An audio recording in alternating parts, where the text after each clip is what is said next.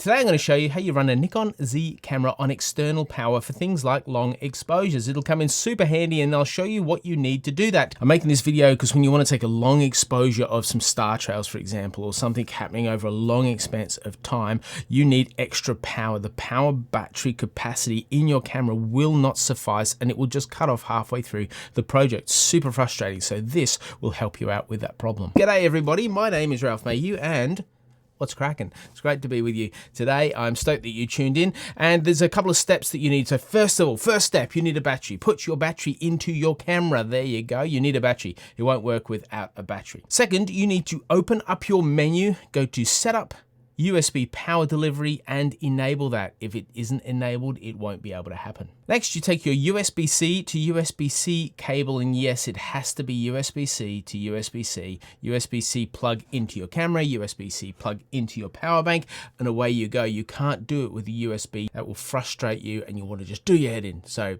USB-C to USB-C. Now, talking about USB-C to USB-C, I have an amazing invention to share with you today from MagTame. I've not seen anything like this before, but I love it. They manufacture cables, but the difference is these cables are magnetic. Check it, check it. So you can unravel, but then just ravel back up. I know. And you want to make it smaller, you just sort of pull this, and it reels smaller, and you can just roll it up.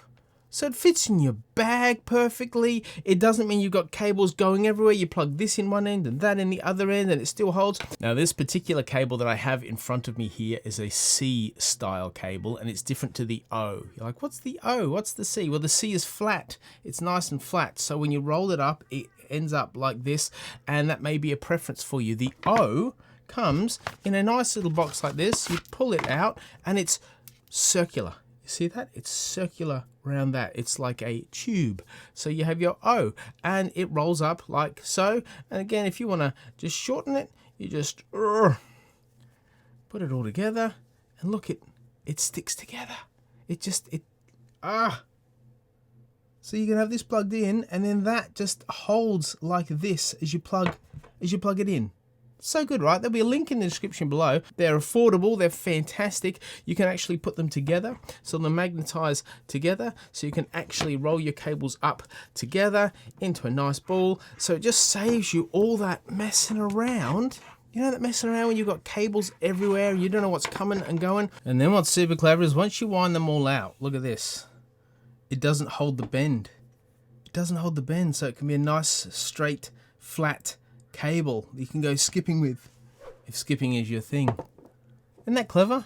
Because often I get frustrated when the memory coil, just restricts your length, but full length, 1.5 meters. Come on. I would encourage 1.5 long for doing this sort of work with your camera because you want a power bank. You can hang it from your tripod, you can put it in your bag, you can put it on the ground, you can put it somewhere safe. You don't want it dangling off the side of here and mucking up your camera as you're trying to shoot. Which brings me to the question of what power bank should you get? Now you choose a power bank based on its MAH, and the tech has come so far that your power banks are now smaller, sleeker, have more capacity and more power. You need plugs on the end, and the plugs you have are essential. For this particular need, you need a USB-C plug. It is often not the plug that it's charged by. It's charged by a mini USB frequently or mini HDMI. And so for Z cameras, I would recommend over 10,000 milliamps. That won't be difficult at all. And if I were you, I'd just go as big as possible. So you need to charge it as less frequently as possible. And you're always ready for those moments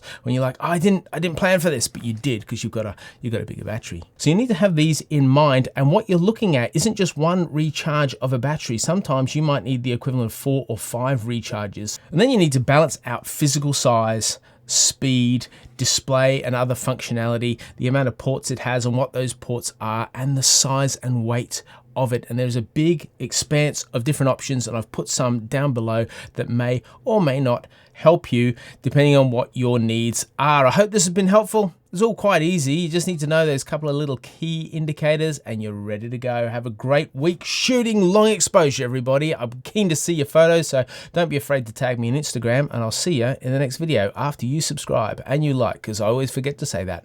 Bye-bye. I made this video because so often you go out to take a shoot and you gotta be careful with that, don't you?